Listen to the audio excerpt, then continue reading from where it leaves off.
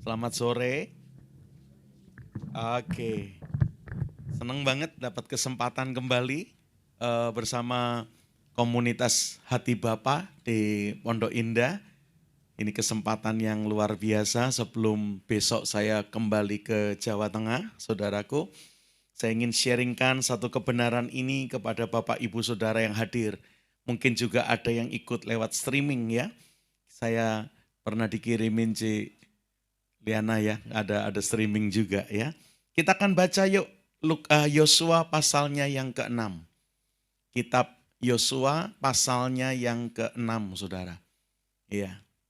Ada cerita tentang robohnya tembok Yeriko. Mungkin bukan cerita asing buat kita, karena ini cerita yang salah satu terkenal sekali di Alkitab. Bahkan kalau hari itu sudah ada UNESCO, mungkin ini dinobatkan menjadi salah satu keajaiban dunia, saudara. Karena setelah cerita Yeriko, ternyata tembok di Tiongkok termasuk yang salah satu dari 7 keajaiban dunia, Great Wall. Ya, nah, ada cerita di Alkitab tentang sebuah tembok yang tebelnya luar biasa. Konon yang pernah ke sana beritahu saya 6-7 orang dewasa gandengan tangan belum bisa merangkul tembok Yeriko. Betapa tebalnya tembok itu dan betapa tinggi dan besarnya tembok itu. Ya, dan hari itu Yosua dengan pasukan Israel rupanya sedang menuju tanah perjanjian dan terhalang dengan tembok kota Yeriko ini. Ya, rupanya kalau ada jalan lain, mereka mungkin akan pakai jalan lain. Nggak bisa lewat tol Pondok Ranji, lewat Pamulang aja ke Pondok Indah, saudara. Masih bisa, saudara ya. Lewat Ciputat aja ke Pondok Indah kalau tolnya lagi ada masalah. Karena berapa kali ada banjir dulu ya, sekarang udah diperbaiki, enggak, saudara ya. Tapi yang lalu kan seperti itu. Kalau terhalang lewat ini ya lewat jalan berikutnya. Biasanya di Waze atau di Google Map kita, kalau kita salah jalan, dia buka jalan baru buat kita. Nah, tapi hari itu, untuk menuju tanah perjanjian, nggak ada jalan yang lain, kecuali harus menerobos tembok Yeriko yang begitu kuat menghadang. Dan ini cerita berapa kali dalam kehidupan kita, ada beberapa hal yang mungkin kita bisa hindari, kita berputar, kita cari yang lain, ya. Tapi ada beberapa hal yang nggak bisa kita hindari, ya mesti dihadapi, mesti diselesaikan, saudaraku. Nah, itu kayak tembok Yeriko ini. Ada beberapa hal dalam hidup ini yang nggak bisa dihindari, nggak bisa ditukar lewat jalan yang lain, pakai cara yang lain, kecuali dihadapi dan diselesaikan. Supaya Anda dan saya tetap bisa melangkah menuju ke tanah perjanjian, saudaraku. Nah, yuk kita belajar bagaimana Yosua dan pasukan Israel ketika menghadapi realita yang nggak bisa dihindari, tetapi harus dihadapi dan diselesaikan, mereka akhirnya menghadapi dan menyelesaikannya dengan luar biasa. Ya, dan ceritanya ada di kitab Yosua 6 ayat yang ke-10 adalah menurut saya ayat kunci. Padahal sebelum ayat ini berbicara banget di hati saya. Saudara, kalau ingat tembok Yeriko, apa yang nempel di hati dan pikiran Anda? Ada yang bisa jawab kalau saya tanya tembok Yeriko, yang nempel di pikiran kita, di hati kita apa, saudaraku? Apa? Roboh. Nah, robohnya kenapa? Nah, ya kan? Itu yang melekat di hati kita. Tembok Yeriko roboh karena dikelilingi sama Yosua dan pasukan Israel. 7 hari berturut-turut. Hari yang pertama sampai hari yang ke-6 sekali mutar. Hari yang ke-7 mengelilinginya 7 kali. Jadi total dalam seminggu itu tembok Yeriko dikelilingin 13 kali sama Yosua dan pasukan Israel. Makanya hari ini kita kenal sebuah pelajaran dalam dunia kekristenan yaitu doa keliling, saudaraku. Kemarin pun jaringan doa nasional ngajak kita gereja-gereja doa keliling menghadapi pemilu tahun 2024 yang tegang dan waduh banyak hal yang terjadi kemarin. Saudara, jadi salah satu inspirasinya ya dari cerita Yeriko ini, doa keliling. Wah, kalau mau membeli tanah, membeli rumah, kelilingi katanya, doain. Itu akan jadi milikmu. Oke, doanya saya setuju. Ritualnya yang saya tidak setuju, saudaraku. Kalau Tuhan suruh, monggo. Tapi enggak selalu. Pimpinan Tuhan seperti itu, mesti keliling, bahkan 13 kali, sekian kali, baru jadi milikmu. Sekali lagi kalau Tuhan suruh silakan. Tetapi jangan jadikan ini ritual. Tuhan Yesus menyembuhkan orang dengan ludahnya, menyembuhkan orang yang buta. Terus jangan dipakai setiap orang buta kita oles dengan ludah kita, saudara. Iya, kalau enggak digerakkan Tuhan nanti malah jadi masalah, saudaraku. Itu Smith Wigglesworth doain yang sakit kanker, ditinju sama dia, dipukul sampai orangnya jatuh. Waduh, tapi begitu orangnya jatuh, Smith berkata, yang jatuh bukan orangnya, sakitnya yang jatuh, penyakitnya yang jatuh, bangkit, sembuh dan sembuh. Nah, kayak beginian jangan ditiru dengan begitunya. Begitu kita tinju orangnya mati, masuk penjara kita, saudara. Kecuali Tuhan gerakkan kita. Kalau Roh Kudus gerakan silakan taati, tapi jangan pernah menjadikan apapun jadi ritual. Ya, Paulus pernah menyembuhkan orang dengan handuknya, sapu tangannya. Ya, puji Tuhan. Tapi sekali, nggak gitu-gitu terus. Lama-lama sapu tangannya laku mahal itu, saudara. Iya, akhirnya jadi keramat, jadi jimat. Sekali lagi Tuhan bisa pakai apapun, sapu tangan, ludah, minyak, everything Tuhan bisa pakai. Tapi asal dia gerakan. Makanya saya waktu dengar Yeriko, yang pertama kali masuk di pikiran kita pasti doa keliling. Yang kedua, kuasa sorak-sorai. Karena ada ayatnya, setelah mereka bersorak, maka robohlah tembok itu. Itu di Yosua 6 ayat 20. Ketika mereka keliling pada hari ke-7, yang ke-7 kali, atau total seminggu itu yang ke-13 kali, bersoraklah Yosua dan pasukan Israel, lalu robohlah tembok Yeriko itu. Saya pikir dua ini ya, yang melekat di hati dan pikiran kita kalau dengar tembok Yeriko dirobohkan. Doa keliling dan kuasa praise and worship, kuasa sorak-sorai. Saya pun bertahun-tahun yang ada di hati pikiranku tentang Yeriko itu. Tapi ayat ini kemarin, coba kita baca Yosua 6 ayat yang ke-10.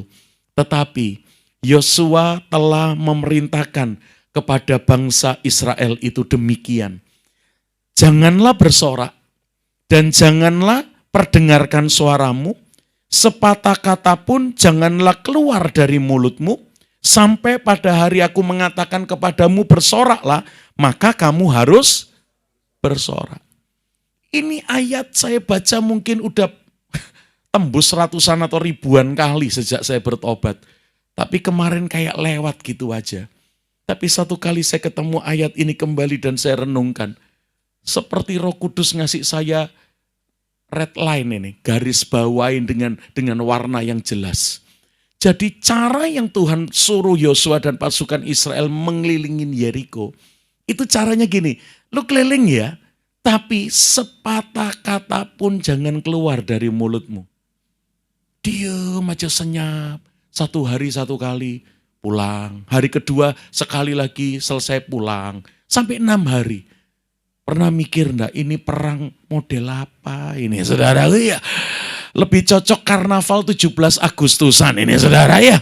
Jalan keliling-keliling. Tapi diem. Hari ke-7 kelilingnya 7 kali. Nanti yang ke-7 pada hari yang ke-7. Atau pada keliling yang ke-13 pada seminggu itu. Baru kamu bersorak-sorai.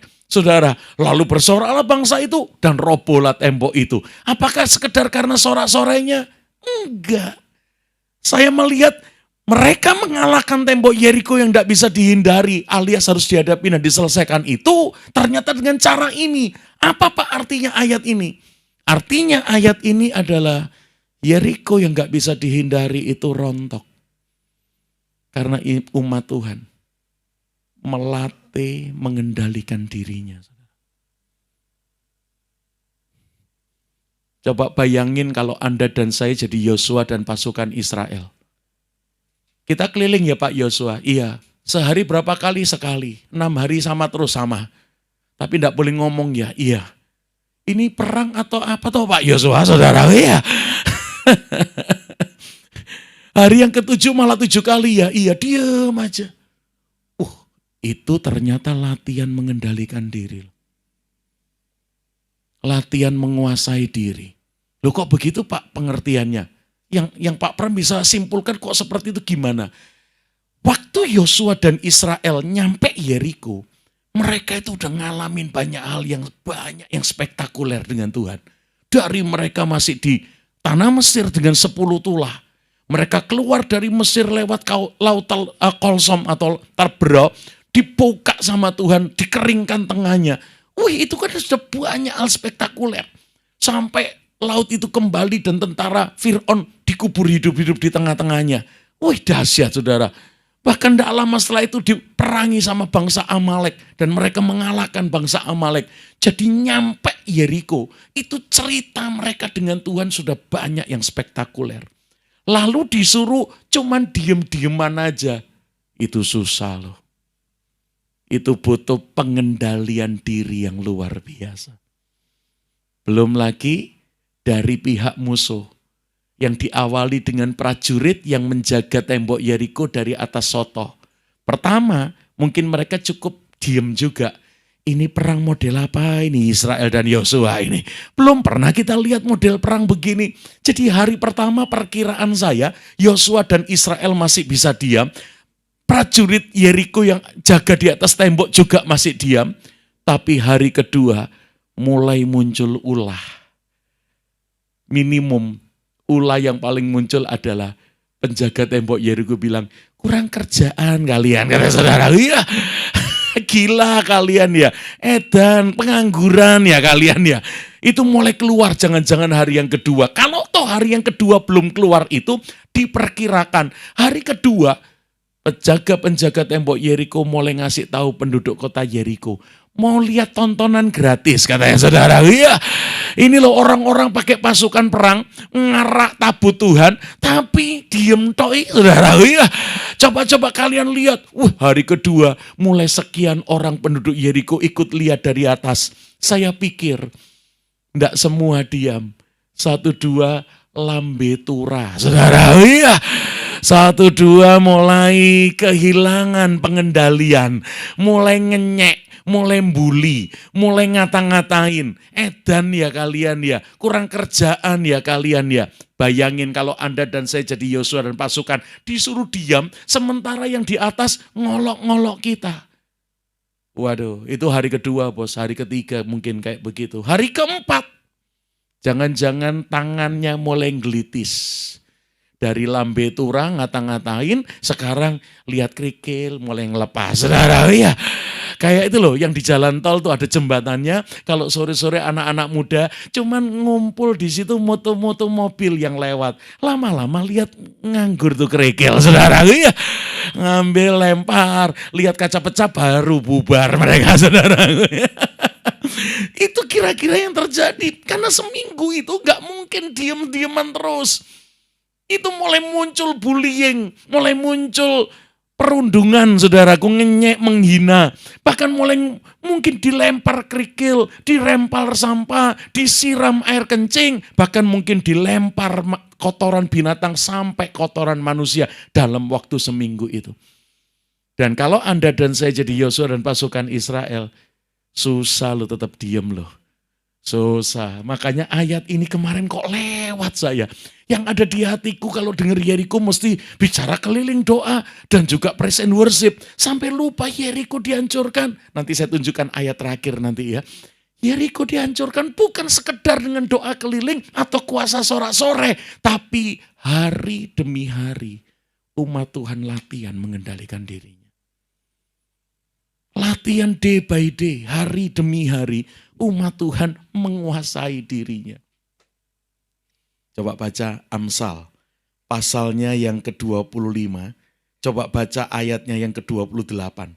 Saya pikir ini ayat terjadi dengan prajurit Yeriko dan penduduk Yeriko yang akhirnya kehilangan pengendalian dari ngata-ngatain Yosua dan pasukan Israel sampai mungkin mulai buang sampah, mulai buang kencing, mulai nyiram atau buang kotoran untuk menghancurkan ini pasukan Yosua yang keliling dengan senyap ini. Amsal 25 ayat yang terakhir, ayat yang ke-28. Bunyinya apa? Sudah keluar? Begini bunyinya.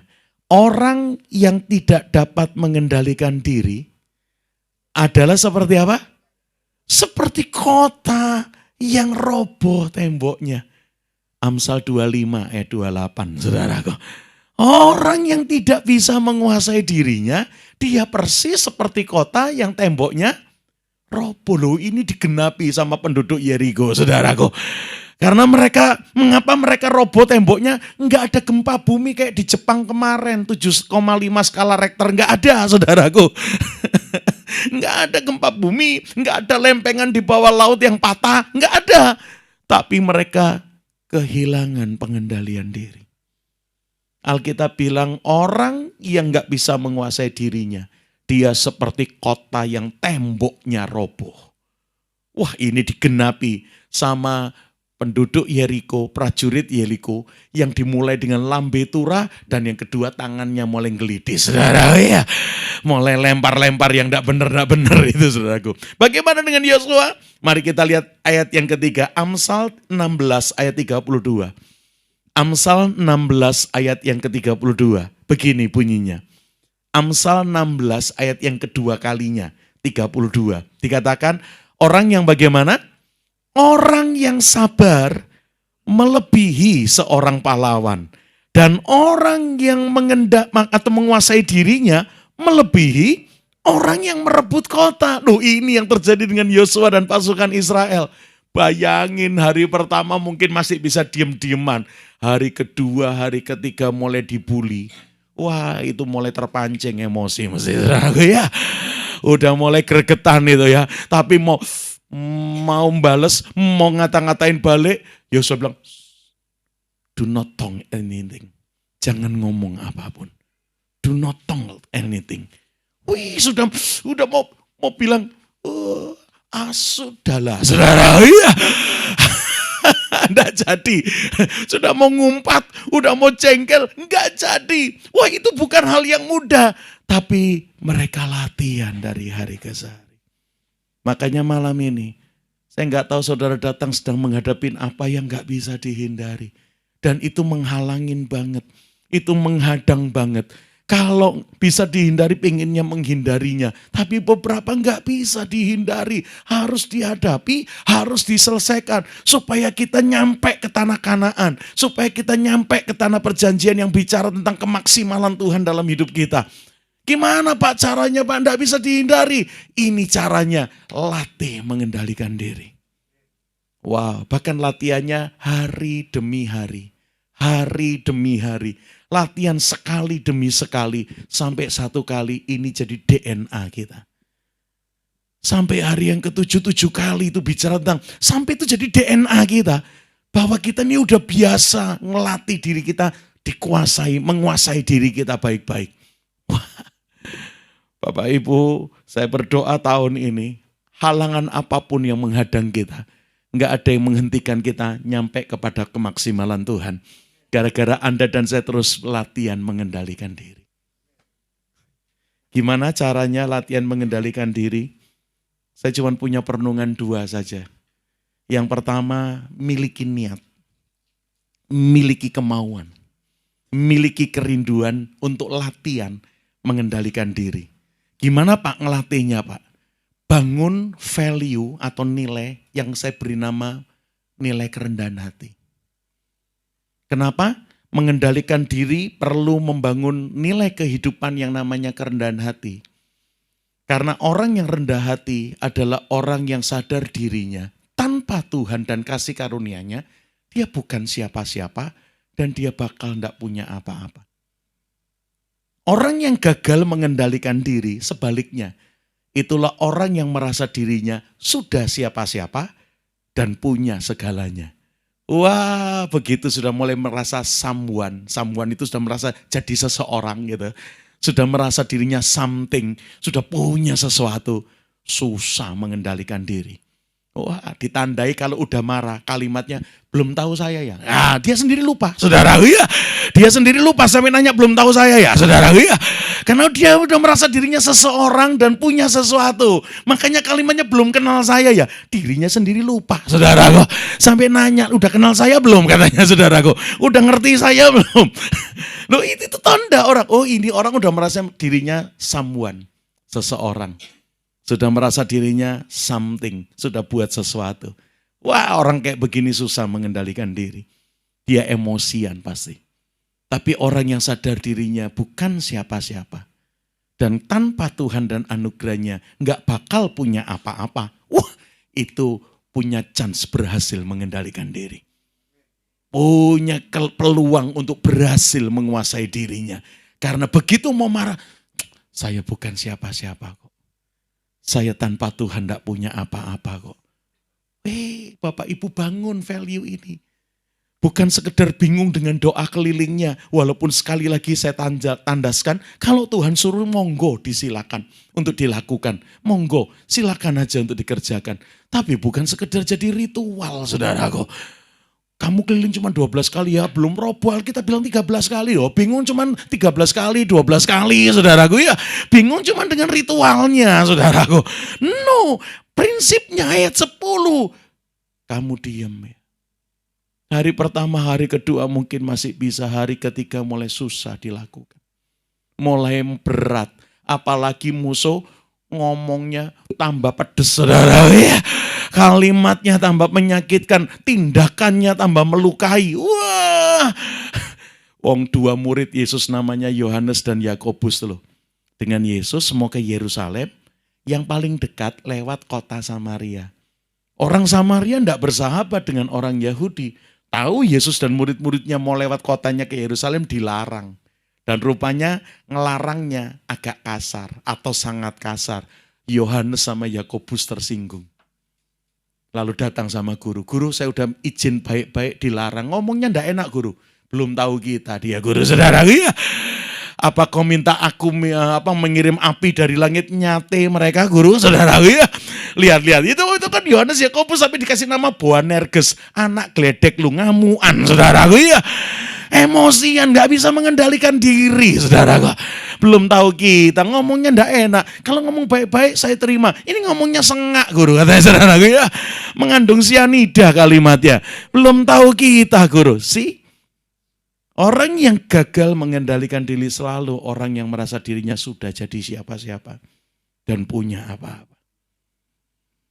Begitu Anda dan saya mengosongkan diri. Itu kata yang saya suka dari Yesus kita. Walaupun dia Tuhan, dia tidak menganggap keilahiannya sebagai milik yang harus dipertahankan. Tetapi yang mengosongkan dirinya. Makanya bicara pengendalian diri, menurut saya itu juga yang membuat Golgota diselesaikan. Bulan depan kita akan memperingati Paskah.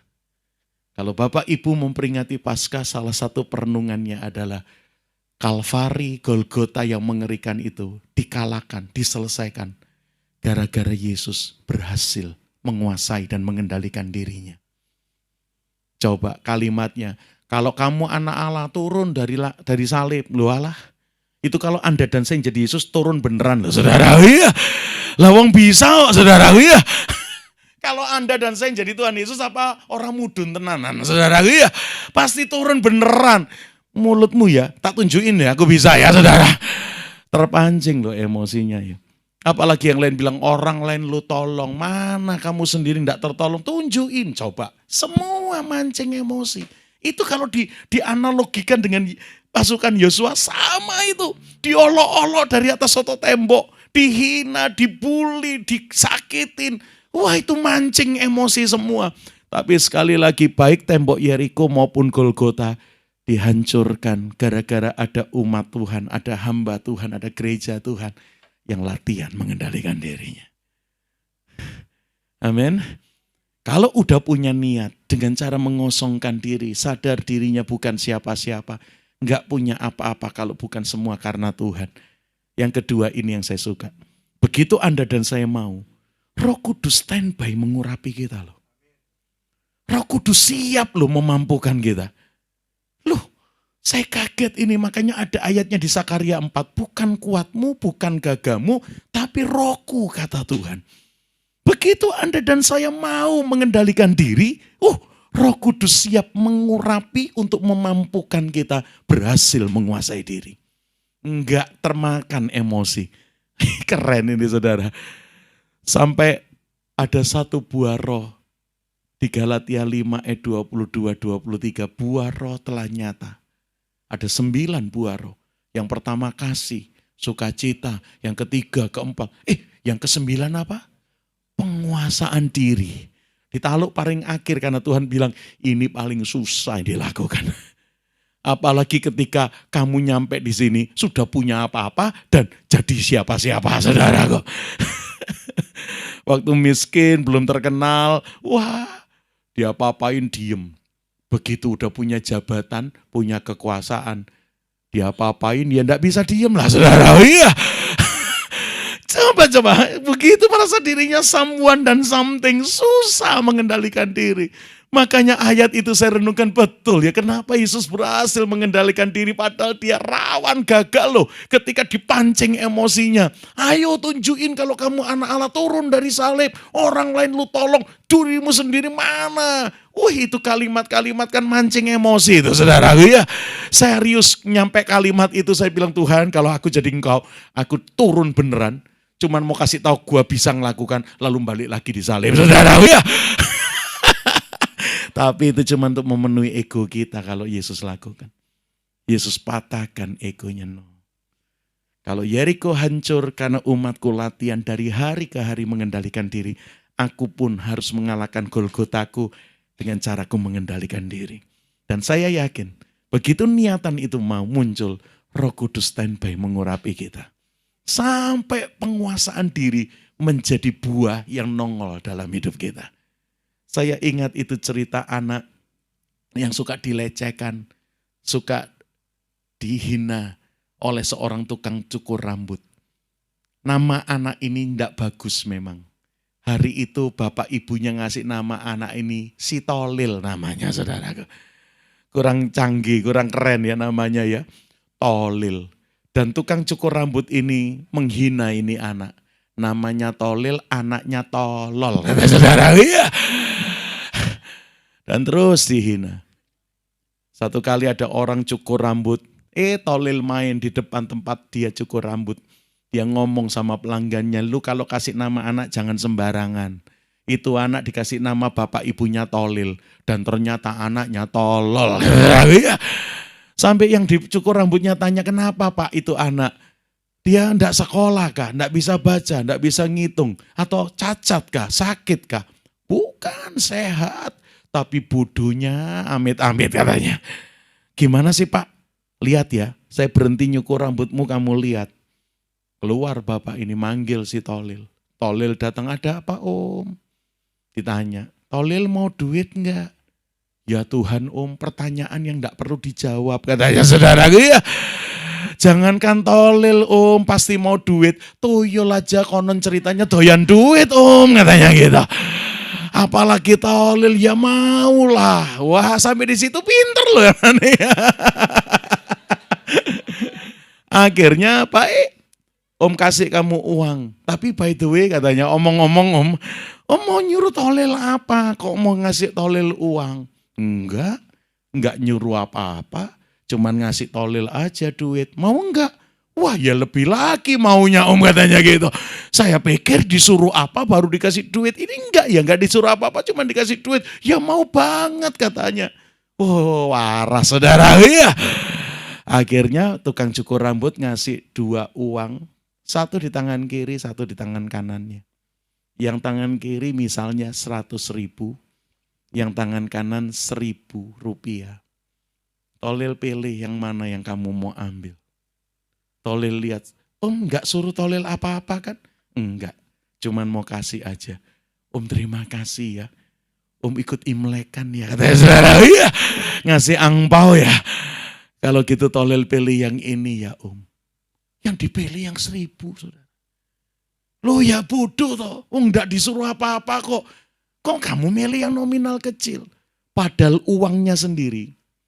Bapak Ibu kalau lihat uang yang kita punya, makin besar nominalnya, selalu ditandai pahlawannya senyum.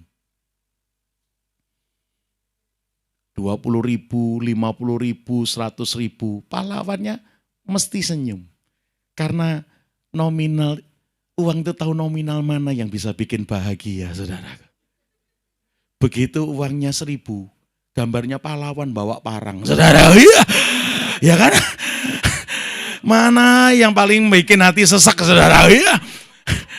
Yang uangnya 500 malah gambar monyet kemarin, saudara. Iya. Ya, uang aja tahu yang mana bikin senyum, saudara. Yang 1000 nggak bawa parang pahlawannya, saudara. Yang 500 malah kemarin gambarnya monyet, saudara ya. Ya Tuhan, yang 100.000 kan Soekarno-Hatta senyum, saudara. Aku tahu yang mana bikin bahagia. Tolil ngambil yang kecil. Nggak mau ngambil yang besar. Sampai ditanya, kamu nggak mau pilih yang ini? Enggak om, makasih, ini aja. Ya udah sana kembali main sana. Baliklah Tolil ketemu sambil nari-nari, dapat 1000, dapat 1000. Tukang cukur rambut kembali sama orang yang dicukur rambutnya. Sudah lihat ketololan si Tolil. Saudara, iya. Bodohnya, dia ambil yang kecil. Dulu pernah tak kasih 50.000 sama 500, ngambilnya yang 500. Tak kasih yang 20.000 sama 2.000, ngasihnya ambilnya yang 2.000. Bodohnya, padahal saya tidak suruh apa-apa, cuman ngasih. Makanya kamu kalau punya anak jangan ngasih nama sembarangan, saudaraku. Yang dicukur rambutnya cuman senyum-senyum. Selesai bayar, dia keluar, ketemu Tolil di luar, disamperin sama yang baru dicukur rambutnya. Tolil sering ya dikasih om tukang cukur rambut itu duit. Om siapa ya tadi ya, saudara? Iya. Tadi yang dipotong rambutnya, oh iya sih, tadi kan lagi dipotong jadi belum lihat wajahnya om dengan jelas. Sering dikasih om itu duit, sering om, sering banget. Tapi Tolil selalu pilih yang kecil ya nominalnya. Iya om, kenapa? Kalau om jadi Tolil ambil yang gede, ngapain ngambil yang kecil? Ngapain? Karena Tolil masih kecil kah? Bukan om, bukan itu alasannya. Lalu apa dong? Om penasaran banget pengen tahu, saudara. Iya. Kalau Tolil pilih yang kecil, ya kenapa? Kalau om pasti pilih yang gede. Saya pikir bukan cuma om, yang lain pun akan melakukan itu. Tapi kalau Tolil pilih yang nominal kecil aja om. Kenapa Tolil? Sederhana om alasannya. Supaya permainan ini tidak pernah selesai om. Kalau Tolil ngambil nominal besar, yang lain juga gitu. Ya cuman sekali tok hal ini terjadi. Tapi karena Tolil selalu ambil yang kecil, ternyata om yang ngasih duit yang kehilangan pengendalian diri, saudara. Iya. Dia bilang Tolil bodoh lah, tolol lah, dungu lah, apa-apa geblek lah. Dan saya dengar Tolil selalu dijelek-jelekan di depan pelanggannya. Begitu Tolil muncul, itu anak namanya Tolil, anaknya tolol. Tadi gitu enggak om, katanya saudara. Iya. Iya sih, nah kan om. Sampai Tolil akhirnya kenali. Setelah dengar cerita dari yang dipotong rambutnya jelek-jelekin Tolil. Akhirnya om, setiap ada pelanggan masuk dipotong rambutnya, Tolil ajak teman-teman sengaja main di depan. Hitungan tangan jarinya Tolil enggak sampai 10. Tolil yakin langsung dibicarakan. Saudara, iya. Langsung Tolil lagi dibully di depan pelanggannya. Hitungan tangan Tolil enggak lebih dari 10. Permainan ini dimulai kembali om. Dia keluar, dia tawarin duit dan Tolil ambil yang kecil. Dan om perlu tahu ya, gara-gara mainan kayak gini om, 5 juta lebih tabunganku om, saudara. Iya. Tololkah dia? Ini orang mengendalikan diri, saudara. Iya. Loh, gara-gara mainan ini tabunganku 5 juta lebih om hari ini. Waktu saya baca cerita ini mungkin cuma lelucon. Tapi waktu saya baca, saya menarik benang merah. Orang yang mengendalikan diri, dia melebihi pahlawan yang merebut kota. Orang yang gak bisa menguasai diri, dia seperti kota yang roboh temboknya. Pastikan tahun ini bukan kita yang roboh. Halangan yang menghalangin perjalanan kita yang roboh, gara-gara Anda dan saya terus mengendalikan diri. Paling tidak catat ini, dalam 5 hal ini kita harus latihan mengendalikan diri. Yang pertama, memanage emosi kita. Karena kita suka loss of control, suka kehilangan pengendalian diri kalau sudah marah. Aduh, dan ditandai orang yang emosi, lambenya turah. Saudara, iya. Heran orang kalau sudah emosi mulutnya jahat. Caci maki, sumpah serapa, kebun binatang, taman safari, keluar semua. Waduh, heran. Makanya Yakobus 1 ayat 19 ngajar kita begini. Yakobus 1 ayat 19, hendaklah engkau cepat untuk mendengar, tetapi lambat untuk berkata-kata dan lambat juga untuk marah. Rupanya Alkitab memberitahu kita, begitu lu emosi, pasti mulutmu tidak bisa dikendalikan. Pasti sumpah serapa, caci maki keluar semua, saudaraku. Makanya ada seorang rekan, begitu dia emosi, dia tahu pasti mulutnya jahat, langsung minum air. Tapi nggak boleh ditelan airnya, saudara. Iya, dikumur-kumur, saudara. Iya. Latihannya kalau belum berhasil, airnya tetap nyemprot, saudara. Iya. Karena jengkel, saudara, karena mau ngomong. Tapi itu contoh yang baik. Tuhan ngajar kita cepat mendengar, lambat berkata-kata, dan lambat juga untuk marah. Makanya manage emosi kita. Gimana cara memanagenya? Sekali lagi, bangun nilai kerendahan hati tadi. Aku bukan siapa-siapa. Saya nggak akan punya apa-apa kalau bukan Tuhan anugerahkan. Dan percayalah, Roh Kudus standby mengurapi kita. Salah satu tanda kalau Roh Kudus turun memenuhi kita, dia jamah lidah kita. Sampai punya bahasa lidah untuk menyembah Bapa di sorga. Loh, bahasa lidah loh. Lidahnya diurapi, saudara ya. Lidahnya diurapi. Itu jadi salah satu tanda kalau Roh Kudus turun atas orang-orang yang mau latihan mengendalikan diri. Roh Kudus akan urapi dia, ditandai dengan dia berglosolali, speaking in tongue. Dia berbahasa roh, lidahnya digarap sama Roh Kudus. Weh, latihan yuk, latihan. Begitu emosi sadar, cepat minum tapi jangan ditelan, saudara. Ya. Terus 1-2 kali mungkin tidak berhasil, nyemprot juga karena kita mau ngomong, tapi diingatkan. Kalau marah lebih baik sedikit ngomong, bahkan tidak ngomong apapun. Nanti kalau sudah cooling down baru ngomong lagi. Mungkin besok, mungkin lusa. Tapi begitu marah latihan. Sekali lagi Roh Kudus standby menolong kita. Memanage emosi. Yang kedua, dalam mencari uang, kita juga perlu mengendalikan diri. Karena ada orang dengan alasan kepepet dan butuh. Lepas kendali dalam mencari uang, menghalalkan segala cara. Ngeri, saudara. Yuk, kalau kita tahu, walaupun kita dapat, tapi kalau itu bukan caranya Tuhan, minta anugerah berani nolak. Ketika Yesus lapar butuh roti, di padang gurun tidak ada roti, setan datang dan berkata, lapar toh, ubah batu jadi roti, makan sana. Enggak ada warteg di sini, kata-kata ya. Oh, udah ubah batu jadi roti. Sekali lagi kalau Yesus enggak bisa mengendalikan diri, dia tantang balik tuh setan. Lu mau minta jadi apa ini batu? Lemper? Bakpao, saudara? Iya. Wah, kemakan emosinya, saudara. Tapi Yesus ngasih teladan. Walaupun aku lapar butuh roti, aku enggak mau dapat roti pakai caramu. Aku mau dapat rotiku pakai cara Bapakku yang di sorga. Loh, itu latihan cari duit, cari nafkah, cari pendapatan. Bukan dengan alasan kepepet dan butuh, akhirnya kita lose of control. Sampai menghalalkan segala cara, mau nipu, mau bohong, mau ngerjain orang, ngerugikan orang, semua kita lakukan dengan alasan kepepet dan butuh. Belajar dari Yesus. Dia mulai mengendalikan dirinya.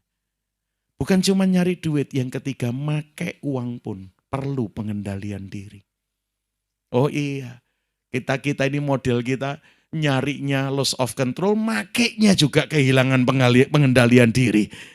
Hari ini di beberapa aplikasi ada sarana namanya pay letter. Pay letter itu beli sekarang bayarnya nanti-nanti, saudara. Ya. Semua banyak yang loss tangannya, pengendalian diri tangannya loss, saudara. Ya. Sudah aus, lalu semua dibeli, saudara. Ya. Karena mumpung bisa bayar nanti, akhirnya enggak bisa bayar loh. Utangnya numpuk. Itu orang-orang yang make uangnya enggak pernah mengendalikan diri. Latih mencukupkan diri dengan apa yang ada pada kita. Latih itu. Supaya Anda dan saya tidak perlu ketemu tembok-tembok penghalang. Jangan sampai datang konselingnya karena utang 2 miliar belum kebayar, saudara. Iya. Lah kemarin kehilangan pengendalian diri, saudaraku. Akhirnya nyari duit, loss of control, make uang, loss of control. Ini yang ketiga. Setelah emosi, nyari uang, make uang, perlu ngelatih mengendalikan diri supaya Anda dan saya nyampe ke tanah perjanjian. Tidak perlu ada tembok-tembok penghalang yang merintangi kita. Yang keempat, soal kehidupan seks. Kita perlu membangun yang namanya pengendalian diri. Even pendeta bisa roboh pengendalian dirinya soal kehidupan seksnya. Sampai bukan cuma selingkuh, jadi tidak normal. Jadi kacau.